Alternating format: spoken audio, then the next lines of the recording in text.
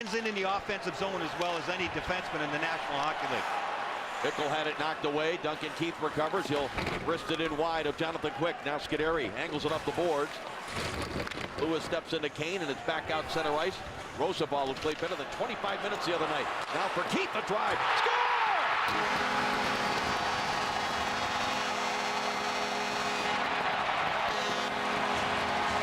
Another long shot that should not get through Jonathan Quick does, and the Hawks have a 1-0 lead. And early in a game against a team that has been outstanding on home ice, winning their last 4 games. Well, what a return for Duncan Keith. The line change, quick up ice by Keith. He reads that and just lets it rip. But this is just a nasty, awful goal against Quick. Duncan Keith has been sharp early in this game. He's made a couple of big plays already, but that was an absolute gift. You don't see Jonathan Quick do things like that very often. Well, we were surprised when Brian Bickle scored on that wrist shot just inside the blue line in Game 4. That one there's a stunner. Goal. Your classic Blackhawk regroup right here. Not in a hurry, not going to just dump it down the ice, trying to get up the ice with a 5-man unit and speed through the neutral zone. I think Jonathan Quick thought it was going to be icing and realized it wasn't. Now here's the kick for Patrick Kane, and he scores!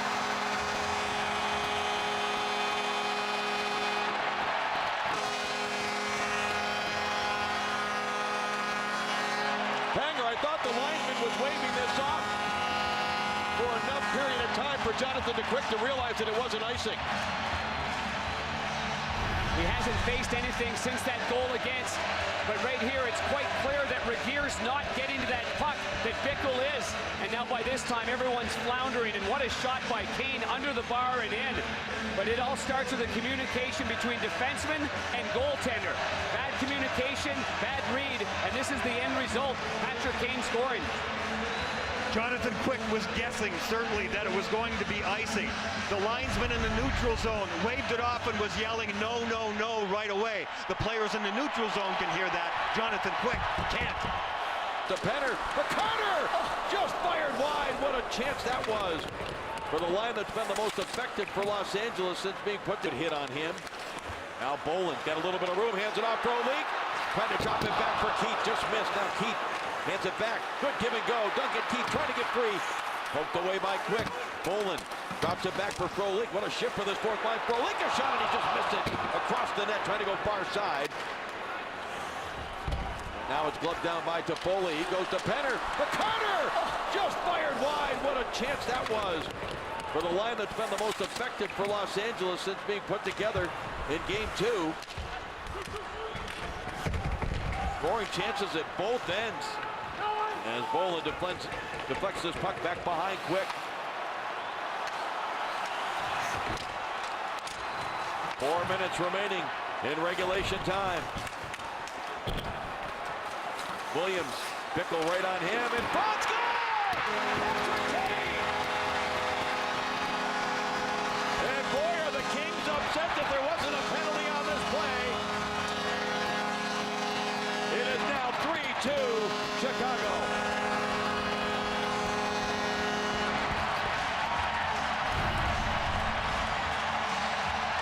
Williams here gets tripped up by Bickle, and Bickle's quick pass right on the tape to Kane. Kane makes no mistake whatsoever, but certainly the LA Kings have a reason there to be sour as the strong stick of Bickle knocks down Williams. Oh, there's no doubt about that. That is an outright penalty. And what the ultimate price you have to pay there. The quick turnover, Williams gets pulled down. Kane takes advantage as Bickle puts it out in front, and he goes upstairs. Well, the guys talked about it in the studio the other night, Mike Milbury. There have been a lot of non-calls that have eventually led to some important goals in these playoffs. We saw it in the overtime goal in the Pittsburgh-Boston series, and a huge non-call here gives Chicago a 3-2 lead. Roosevelt sends it ahead. Here's Sharp, could be a 2-on-1. Sharp, what a play by Voinov. Offside at the Los Angeles line. Patrick Kane, the beneficiary of the non-call, and then the feed from Bickle. It's 3-2 Hawks.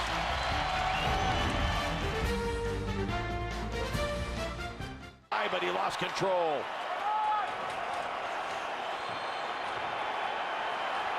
Now on the far side, Williams trying to get free. Dustin Brown had it, lost it. What a shift there by Brandon Saad under a minute remaining. The defending champions, time for one more push. Bolin turns it away. And now Bolin quick is back in goal. Bolin takes a look across. The Kings can't get it under control on the Chicago side of center ice to get Jonathan Quick to the bench. Turn back again. Bolin without his helmet hammers it around behind Quick. This crowd is absolutely deafening.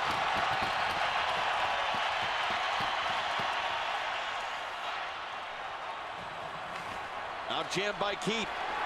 Pushed along, and again Jonathan Quick is back in goal, and we're going to get an icing here with 14.4 seconds remaining in regulation time. Sure that Daryl Sutter will have a timeout being called right now as he talks to his assistant coach Davis Payne. But I'm sure it's unsettling too, trying to regain composure with the puck, get it going down the other way, and this capacity crowd, as always, on their feet and just full of noise. And I'm sure on this play, if it does work, that it'll get punted back to Voinov at the right point. Taves to take the draw, the best face-off man for Chicago. They tie each other up. Carter gets it to Voinov. Now to Kopitar to the net. Scores! He scores! Ante Kopitar got it quickly to the front. 9.4 seconds remaining in regulation. And the defending champions are not done yet. Jared Stoll wins it. It goes back to Carter. Carter plays it back to Voinov. And then Kopitar slides back to a stronger position. You see number 11 as it's back to the point. Watch the left side of your screen. That's the left-hander. It has to go to a left-hander from there. And Richards is in front of the net. Does Richards tip it? Yes, he does. Right off the pants of Mike Richards. Absolutely, that net front presence again pays off for them big time. That's how Kopitar scored his goal. Terrific. Bounced off the stick of Oduya. That play still onside though. Here's Kopitar. Sends it around to the near side of the Chicago zone. Bickle, they force a turnover. Here's Taves and Kane. 2-on-1, hustling back as Voinov. A shot. Score! Patrick Kane in overtime.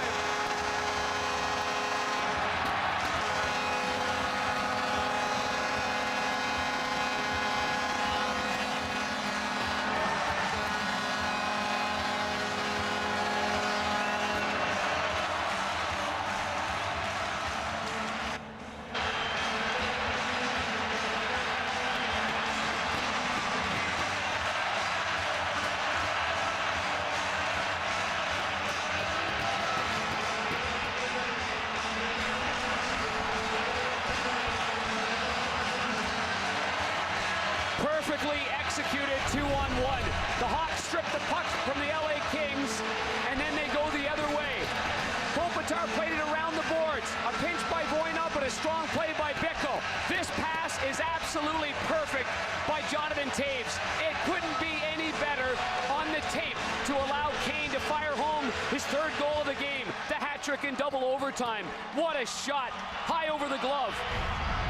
Great instincts there by two guys who know each other so well, Kane and Taves. If Kane had gone hard to the net, the pass would have been really difficult to make. He waits out there, and it's a terrific finish.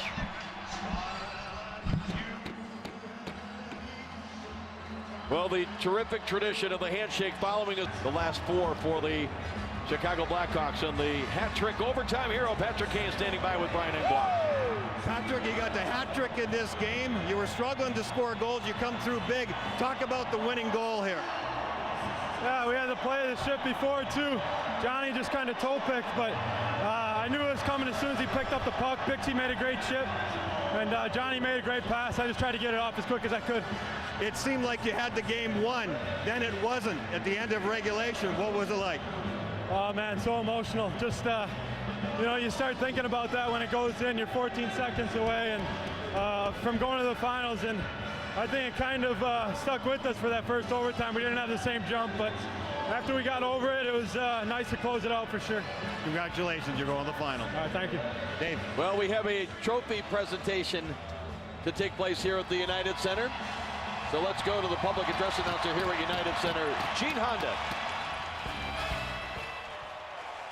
Ladies and gentlemen, NHL Deputy Commissioner Bill Daly will now present the Clarence Campbell Bowl to the Western Conference champion, Chicago Blackhawks captain, Jonathan Toews.